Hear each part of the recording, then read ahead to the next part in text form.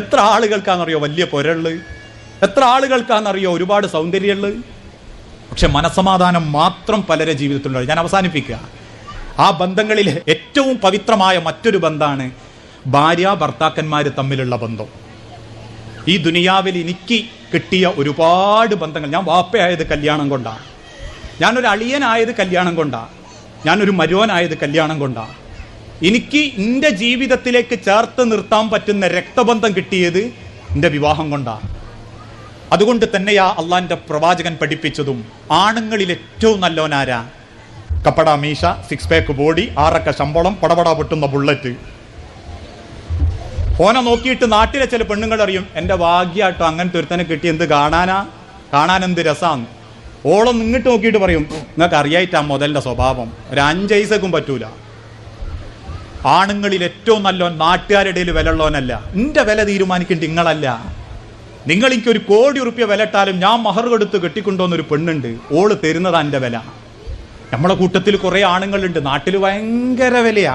അളിയാക്കിയായി കൊണ്ടിടക്കാൻ, കാരണവരായിട്ട് കൊണ്ടിടക്കാൻ, അമ്മോശനായിട്ട് കൊണ്ടിടക്കാൻ, അയാളില്ല, നിക്കാഹുമില്ല, നിശ്ചയവുമില്ല, മധ്യസ്ഥവുമില്ല. പക്ഷേ സ്വന്തം പുരയിൽ കെട്ടിയോളെയും മക്കളെയും എടുത്ത് ഒരു 5 നയാ പൈസൻ്റെ വില ഉണ്ടാവില്ല. അപ്പം ഉദാഹരണം ഞാൻ പറഞ്ഞുതരാം. ഈ ഒരു കുടുംബസംഘം ഇങ്ങനെ നടക്കുമ്പോൾ ചെറുതിങ്ങനെ നിലവിളിക്കുക. അപ്പം എല്ലാവരും ഇങ്ങനെ നോക്കുന്നുണ്ട്, ചെറുതെന്തങ്ങനെ നിലവിളിക്കുന്നത്. അപ്പോഴേ കോം വന്ന് ഓളെ കൈമന്ന് കുഞ്ഞനങ്ങോട്ട് വാങ്ങി 2 കുലുക്കൽ കുലുക്കി കളിപ്പിച്ച് അങ്ങനെ പോകുമ്പോൾ മറ്റോട് അറിയും, ഇഞ്ച മൂപ്പരാണ് എടുക്കൂലട്ടോ, എനിക്ക് ഭാഗ്യമാട്ടോ അങ്ങനത്തെ ഒരു തന്നെ കിട്ടിയെന്ന്. അപ്പോൾ ഓളം ആ സമയത്തൊന്നും മിണ്ടൂല. രാത്രി വീട്ടിൽ ചെന്നിട്ട് ഓനോട് നിങ്ങൾ ആ കുഞ്ഞനെടുത്ത് പോയില്ലായിരുന്നു. അപ്പം ഇഞ്ചപ്പുറത്ത് ഒത്തിരിക്കുന്നതിന് ധീര പറയാ, നിങ്ങളെ കിട്ടിയ ഇഞ്ച ഭാഗ്യം. എന്നിട്ട് ഓളന്നെ ഒന്നും പിടിച്ചിരിക്കും, എനിക്കറിയാം, എനിക്കല്ലേ നിങ്ങളെ സ്വഭാവം അറിയാം. അപ്പോൾ ഒരാണിന്റെ സ്വഭാവം അവനാന്റെ വീട്ടിലെ പെണ്ണാ. ആ പെണ്ണ് എനിക്ക് തരുന്നതാ എൻ്റെ വില. എൻ്റെ ഏറ്റവും നല്ല സ്വഭാവത്തിനും സ്നേഹത്തിനും എൻ്റെ പ്രണയത്തിനും അവകാശം എൻ്റെ ഭാര്യ. കാരണം ഇന്ന വാപ്പാന്ന് വിളിക്കുന്ന 4 മക്കൾക്ക് വേണ്ടി വേദന പൊട്ടിയതവളാണ്. ഇപ്പോഴും ഞാനൊന്ന് കിടന്നോയാൽ എനിക്ക് വേണ്ടിയിട്ട് പ്രാർത്ഥിക്കാൻ ഉണ്ടാവുന്ന ഉറപ്പുള്ളതും അവളാണ്. അതുകൊണ്ടാണ് റസൂലുള്ള പഠിപ്പിച്ചതും സ്ത്രീകളെ ബഹുമാനിക്കുന്നവനാണ് ഏറ്റവും നല്ല പുരുഷൻ. എൻ്റെ ഓളെ വാപ്പ കൈ പിടിച്ച് ഏൽപ്പിക്കുമ്പോൾ ആ വാപ്പാക്കൊരു സ്വപ്നമുണ്ട്. നിങ്ങൾ ആലോചിച്ച് നോക്കി, എൻ്റെ മൂത്ത മോക്ക് 9 വയസ്സാണ്. ഞാൻ ഇപ്പോഴും അവളെ മുഖത്തേക്ക് നോക്കുമ്പോൾ ഞാനിങ്ങനെ എൻ്റെ ഭാര്യനോട് പറയും, പടച്ചോനെ എൻ്റെ മോക്ക് 12 കഴിഞ്ഞു, ഏറിയ 7 കൊല്ലം കൂടി എൻ്റെ മോള് ഇഞ്ചപ്പരുണ്ടാവും, അത് കഴിഞ്ഞാൽ ഞാൻ വേറെ വീട്ടിലേക്ക് പറഞ്ഞയക്കേണ്ടതാ. പടച്ചോനെ എൻ്റെ മോള് കയറി ചെല്ലുന്ന വീട്ടിൽ എൻ്റെ മോക്കൊരു സമാധാനം ഉണ്ടായാൽ മതി റബ്ബേനെ ഇപ്പം ഞാൻ പ്രാർത്ഥിക്കുന്നുള്ളൂ. ആ പ്രതീക്ഷയിലാ ഓരോ പെൺകുട്ടികളെയും വാപ്പാര് കൈപിടിച്ചിരുന്ന്. ഞാൻ ഈ നിക്കാഹ് നടത്തുമ്പം കൈ പിടിക്കുന്ന വാപ്പാൻ്റെ സീറ്റിലിരുന്ന് വാപ്പാര് കരയുന്നത് കണ്ടിട്ടുണ്ട്. അപ്പം ഞാൻ ചോദിക്കും, നിങ്ങൾ എന്തിനാ കരഞ്ഞ്? എന്നോട് പറഞ്ഞു 2 കാര്യം. ഒന്ന്, എൻ്റെ മോള് പോകുക എന്നുള്ള ബേജാറ്. 2, എൻ്റെ മോക്ക് എന്താണ് പടച്ചോനെ ആ പുരയിലുള്ളത് എന്നുള്ള ബേജാറ്. കാരണം വിവാഹത്തോടു കൂടി ചിരിക്കാൻ മറന്നുപോയ പെൺകുട്ടികളുണ്ട്, വിവാഹത്തോടു കൂടി സർവ്വ സ്വാതന്ത്ര്യവും സമാധാനവും ഇല്ലാണ്ടായി പോയവരുണ്ട്, ഇപ്പോഴും പേടിച്ച് ജീവിക്കുന്നവര്, ആരെയോ ഭയപ്പെട്ട് ജീവിച്ച് തീർക്കുന്നവര്, തല്ല് കിട്ടുന്നവര്. ആലോചിച്ച് നോക്കി, റസൂലുള്ള പറഞ്ഞു, കെട്ടിയ പെണ്ണിനെ തല്ലുന്ന ഏറ്റവും നാണം കെട്ടവനാ. നിന്റെ മോളെ തല്ലാൻ ആരങ്ങൾക്ക് അവകാശം തന്ന്? നിന്റെ മോളെ മേത്തൊട്ടെന്ന് ഞാൻ അറിഞ്ഞ ഒരു വാപ്പാന്നുള്ള നിലക്ക് നിന്റെ നെഞ്ചിൻ്റെ ഉള്ളിൻ്റെ പെടച്ചിൽ മാറിയിട്ടില്ലെങ്കിലുണ്ടല്ലോ, നിന്റെ മോളങ്ങൾ പൊന്നിട്ട് പൂജിച്ചാലും പടച്ചോൻ പറയാ, അള്ളാന്റെ കണ്ണിൽ ഇനി ഇരുകാലി മൃഗ. കാരണം നിന്റെ മോളെ തൊടാൻ എനിക്ക് അവകാശമല്ല. ഞാൻ അവളെ എനിക്ക് തന്നത് എൻ്റെ കുടുംബം ഉണ്ടാക്കാനാ, എനിക്ക് മക്കളെ തരാനാ, എൻ്റെ ജീവിതം മുന്നോട്ടുകൊണ്ടുപോകാനാ.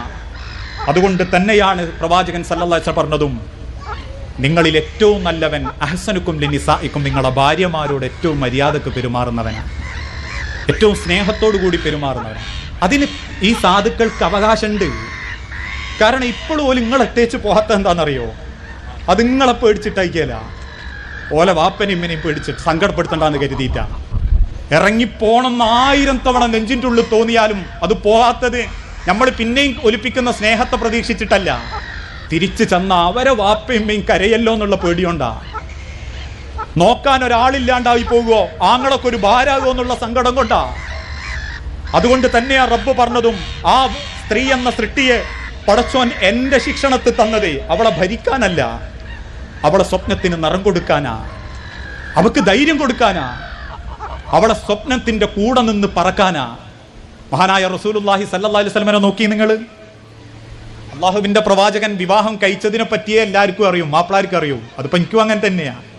റസൂല് 4 കെട്ടി അല്ല 12 കെട്ടി 4 മാപ്പിളാർക്ക് കെട്ടാന്ന് ഇടക്കിടക്ക് ചിലപ്പോൾ പിയാപ്പിളാർ പറയുന്നുണ്ടാവുക, ഇതാ ഞങ്ങൾക്ക് 4 കെട്ടട്ടോന്ന്. ഇതേ എല്ലാവർക്കും അറിയൂ. 12 കല്യാണം കഴിച്ച റസൂലുള്ളാന്റെ ഒരു ഭാര്യ പോലും റസൂലിനെ കുറ്റം പറഞ്ഞിട്ടില്ല.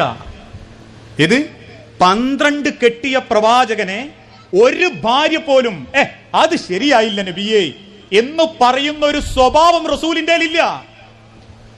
1 കെട്ടിയ ഞമ്മക്ക് 150 എണ്ണം വെള്ളപ്പേപ്പർ എടുത്ത് എഴുതി തരും. പിന്നെ ചിലർ പറയല്ലോ 4 എണ്ണം വരെ കെട്ടാന്ന്. വേണ്ട, 1 കെട്ടിയിട്ട് ഉണ്ടെടുക്കാനാകുന്നില്ല.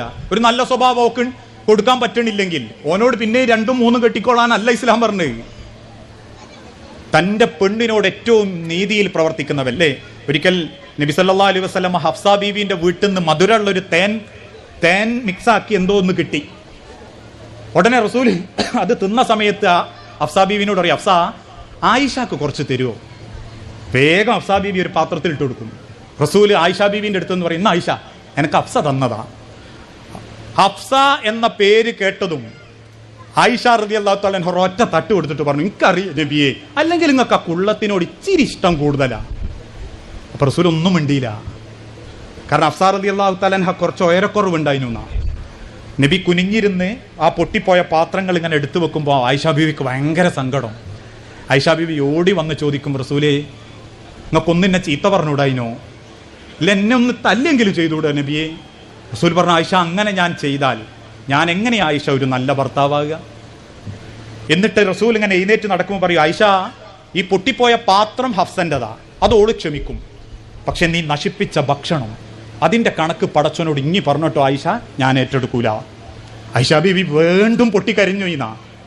എന്നിട്ട് ഇങ്ങനെ തിരിഞ്ഞെന്ന് റസൂൽ പറയും, കരയാനല്ല ആയിഷ, നീ ആ വിളിച്ച വാക്കിന്റെ പേരിൽ വരുന്ന കുറ്റവും ഇങ്ങ് ഏറ്റെടുക്കണം. കുള്ളത്തിന്ന് വിളിച്ചല്ലോ, ആ കുള്ളത്തി എന്ന വാക്ക് കടലിൽ കലക്കിയാൽ കടലും കടലിലുള്ള സർവ്വതും നശിച്ചുകയായിരുന്നു ആയിഷ. ആ 2 കുറ്റം നിനക്ക് മാത്രമാണ് ആയിഷ, ഞാൻ ഏറ്റെടുക്കൂല. റസൂൽ ഉപദേശിക്കുകയും ചെയ്ത് മാന്യായിട്ട് പറയുകയും ചെയ്ത്. ഒരാണിന് ഒരു പെണ്ണിന് ആ രീതിയിലുള്ളതാണ് ഇസ്ലാം മുന്നോട്ട് വെക്കുന്നത്. നിങ്ങൾ ആലോചിച്ച് നോക്കൂ, അള്ളാന്റെ പ്രവാചകന്റെ അരികിൽ വന്ന ആയിഷ ബീവി ഒരുക്കെ പറഞ്ഞു, നബിയെ വീട്ടിലിരുന്ന് മടുത്തു. റസൂൽ എന്നവാ നമുക്ക് ആയുധാഭ്യാസം കാണാം. എത്യോപ്യക്കാർ അഭ്യാസ പ്രകടനം കാണിക്കുമ്പോൾ റസൂൽ മറിഞ്ഞു നിന്നിട്ട് പറഞ്ഞു, ആയിഷ കണ്ടോ?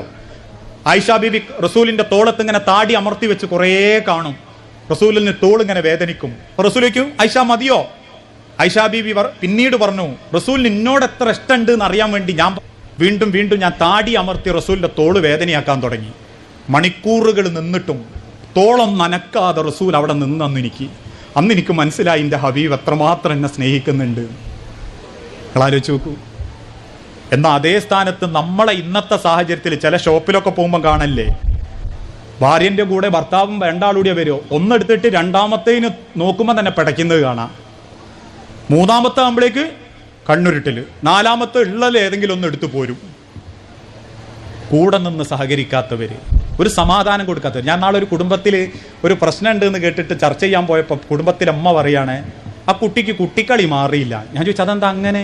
അല്ല, ഓൻ വണ്ടി ഷാട്ടാക്കുമ്പോഴേക്ക് ഓൾ ഓടിപ്പോയി പറയുന്നത് കാണാം, നിങ്ങൾ നെല്ലിക്കപ്പലിട്ട് കൊണ്ടുവരണേ, മാങ്ങപ്പലിട്ട് കൊണ്ടുവരണേ. അതൊക്കെ ഒരു പുരയിലിരിക്കുന്ന പെണ്ണിന്റെ സ്വപ്ന. ആഴ്ചയിൽ 6 ദിവസവും പുറത്തുള്ള ഞമ്മക്ക് വലിയ മുഹബത്ത് തോന്നൂല. പക്ഷെ വീട്ടിലിരിക്കുന്ന പെണ്ണിന്റെ ഒരു ആഗ്രഹം അത് ഇടയ്ക്ക് അങ്ങനത്തെ എന്തെങ്കിലുമൊക്കെ ഒന്ന് തിന്നണം എന്നുള്ള പൂതി. കാരണം നമ്മളെപ്പോലെ ഓളും സ്കൂളിൽ പഠിച്ചതാ, ഓളും പുളിയച്ചാറൊക്കെ തിന്നതാ, ഓളും ഉപ്പിലിട്ടതൊക്കെ തിന്നതാ. ആ തിരിച്ചറിവാണ് കുടുംബത്തിലെ പ്രണയം.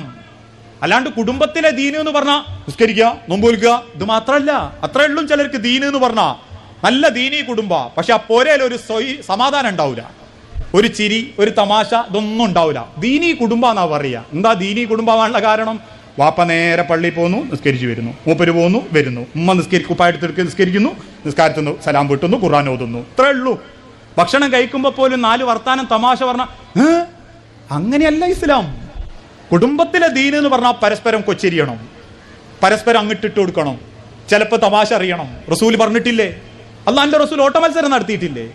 ഇന്ന് 40 വയസ്സ് കഴിഞ്ഞ് മൂത്തോളെ കെട്ടിച്ച പിന്നെ വാപ്പയും ഇമ്മയുടെയും വിചാരം ഞാള് വയസ്സന്മാരായിന്ന. ആ വയസ്സന്മാരാന്നുള്ള ബോധത്തിൽ നടക്കുന്ന വാപ്പാരുമാരുണ്ട്. ഓൽ ഒരുമിച്ചൊരു വണ്ടിമ പോയാൽ തന്നെ മക്കൾ ചോദിക്കും, ഇത്ര പ്രായമായിട്ടും പോയെന്ന്. 95 വയസ്സ് വരെ കമിതാക്കൾ തന്നെയാ. അള്ളാന്റെ പ്രവാചകൻ 53ാമത്തെ വയസ്സിലാ മുതൽ 63 വയസ്സ് വരെയാ ബാക്കിയുള്ള അഥവാ പ്രവാചകന്റെ കല്യാണം കഴിക്കുന്നത്. 53-ാമത്തെ വയസ്സിലാണ് ആയിഷ ബീവിനെ കെട്ടുന്നത്. 53 വയസ്സുള്ള ഒരാളെങ്ങൾ മനസ്സിൽ സങ്കല്പിച്ചോ. 13 വയസ്സ് 12 വയസ്സുള്ള ആയിഷ ബീവിയും, എന്നിട്ട് റസൂലു ഭാര്യ ആയിഷ ബീവി ഓട്ട മത്സരം നടത്തുക. ഇന്ന് അവനാന്റെ ഭാര്യന്റെ അപ്പരം മുണ്ടി പറയാൻ ചിലർക്ക് നേരല്ല. ഒരു കല്യാണം കൂടി കഴിഞ്ഞാൽ വാപ്പകത്ത് അല്ലെങ്കിൽ ഉമ്മകത്ത്, വാപ്പ പുറത്ത് തണയല് എന്ന കോല.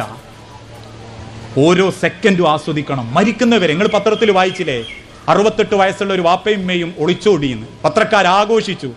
കമിതാക്കൾ, 68 വയസ്സുള്ള കമിതാക്കൾ. എന്താ കാരണം? അടിയിലേക്ക് ആരും വായിച്ചില്ല. വാപ്പനെയും ഉമ്മനെയും മക്കൾ വേർതിരിക്കാൻ നോക്കിയതാ. മൂത്തോൻ പറഞ്ഞു വാപ്പനെ ഞാൻ നോക്കിക്കോളാം, ഇളയോട് പറഞ്ഞു ഉമ്മനെ ഞാനും കൊണ്ടുപോയിക്കോളാം. ഒരൊറ്റ രാത്രി നേരം പുലർത്താൻ രണ്ടാക്കും പറ്റിയില്ല. ഉറക്കം വരാതെ വാപ്പ തിരിച്ചും മറിച്ചും കിടന്നു. പിറ്റേന്ന് നേരം വെളുത്ത് മോൻ പോലും അറിയാണ്ട് വാപ്പ ഉള്ളത് എടുത്ത് മോളെ വീട്ടിൽ വന്ന് ഉമ്മനെയും കൂട്ടി വിടുക, നാടുവിടുക. അതാ മനുഷ്യരെ സ്നേഹം. അല്ലാണ്ട് ഈ 5 അടി കട്ടുമ്മല് 10ാം ക്ലാസ്സിൽ ഗെറ്റ് ടുഗദറിന് കിട്ടിയ നമ്പർമേല് 1 മണി വരെ ചാറ്റ് ചെയ്ത് ജീവിക്കലല്ല ജീവിതം. അത് ലൈഫല്ല, അത് അഭിനയങ്ങളാ. പടച്ചോൻ തന്നതൊരു സെക്കൻഡ് ആണെങ്കിലും ആസ്വദിച്ച് ജീവിക്കാൻ പറ്റണം. കാരണം കുടുംബത്തോളം സമാധാനം നൽകുന്ന വേറൊന്നുമില്ല.